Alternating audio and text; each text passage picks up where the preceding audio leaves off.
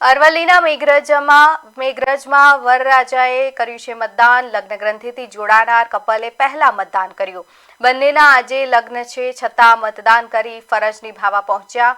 અન્ય મતદારોને મતદાન કરવા માટે પણ અપીલ કરી છે।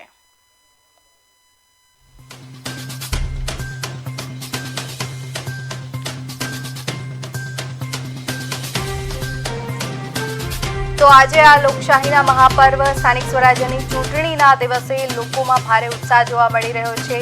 કેટલાક લોકો મતદાન કરવા માટે પહોંચી રહ્યા છે, ત્યારે વધુ એક પ્રેરણાદાયી ઉદાહરણ આપણી સામે છે કે લગ્ન હોવા છતાં બંને નવયુગલ લગ્ન પહેલા પોતાની મતદાન કરી ફરજ નિભાવી રહ્યા છે।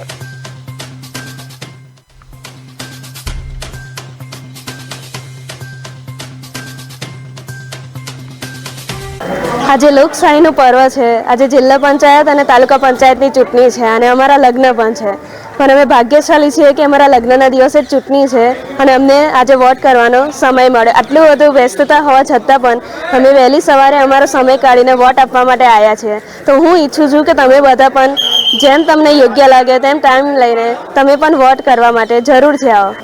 જિલ્લા પંચાયત અને તાલુકા પંચાયતની ચૂંટણીઓ પણ છે, આજે અમારા લગ્ન પણ છે। અમે બંને ભાગ્યશાળી છીએ કે આજે ચૂંટણી પણ છે અને અમારા લગ્ન પણ છે।